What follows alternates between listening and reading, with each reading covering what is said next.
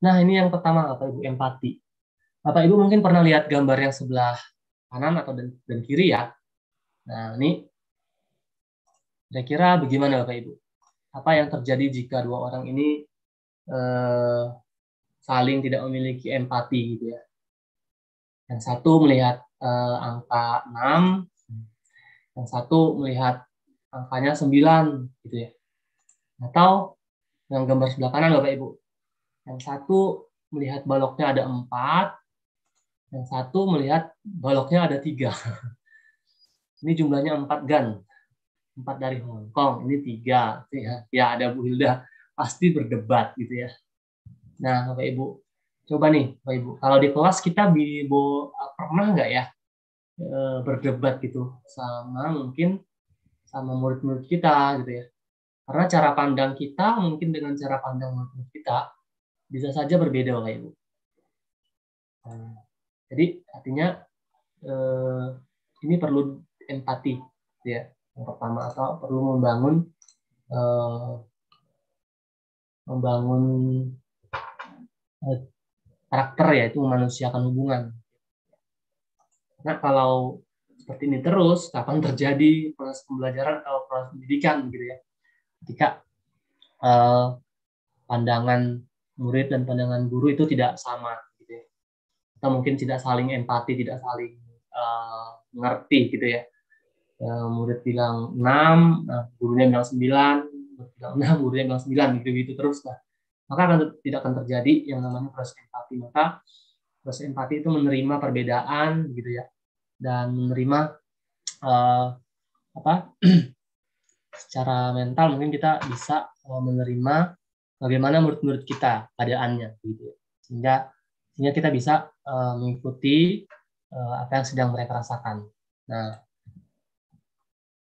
apa yang sedang mereka alami, apa yang mereka punya, sehingga mereka bisa berdaya, Bapak Ibu. Karena saya juga sering ya mengalami atau pernah ya mengalami seperti ini sebagai guru. Saya mau caranya seperti ini anak-anak, tapi mereka belum mampu mungkin ya, atau mungkin belum dapat cara, sehingga sering sekali terjadi perdebatan. Ya, jadinya murid-murid memilih untuk untuk tidak ikut belajar gitu ya, ataupun tidak ikut mendengarkan gitu ya.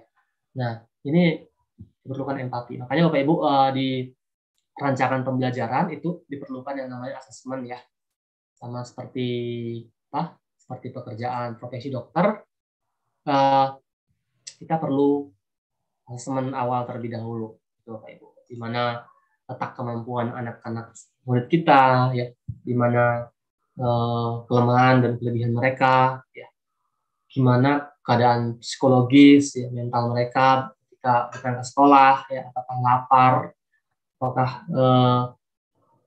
belum siap dan lain sebagainya. Itu adalah hal yang sangat penting di proses pembelajaran.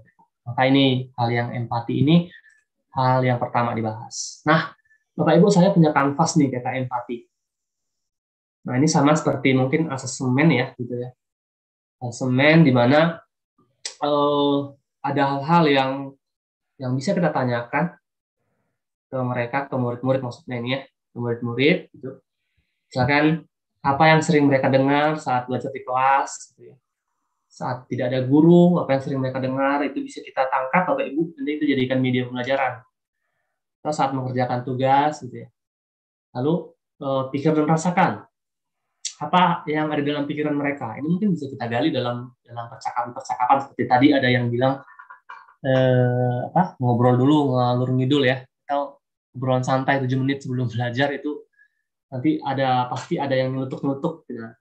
Apa ambisi mereka, apa yang memotivasi mereka, apa yang mereka rasakan, ini hal-hal yang perlu digali dari murid-murid kita sebelum design thinking tadi membuat media pembelajaran Bapak Ibu.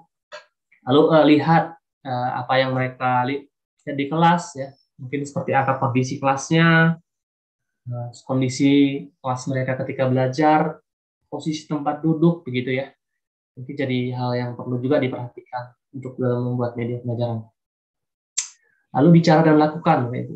Apa yang mereka sering bicarakan? Nah, hal apa yang mereka sering, yang membuat mereka menarik saat ini? Mungkin kalau murid-murid saat ini lagi gantungnya melihat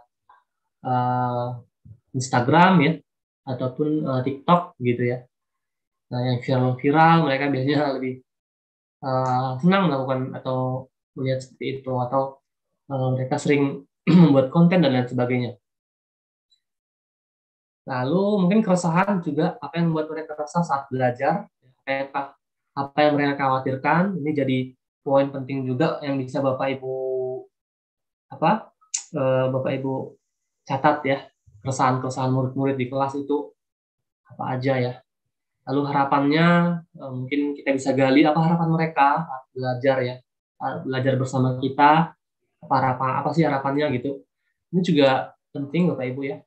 Jadi kita lebih mengenal murid-murid kita yang mungkin mungkin 1 semester ya, ataupun 2 semester 1 tahun gitu, mungkin uh, mungkin nggak banyak yang kita ketahui tentang murid-murid kita. Tapi saat ini Bapak Ibu, ketika kita sudah kenal empati, maka peta empati, maka kita bisa menggali apa sih murid-murid kita itu bagaimana begitu ya, sehingga terjadi tadi tidak saling berdebat, tidak saling menyalahkan dan lain sebagainya. Nah, seperti itu mungkin Bapak Ibu untuk peta empati. Nanti kita bisa diskusikan.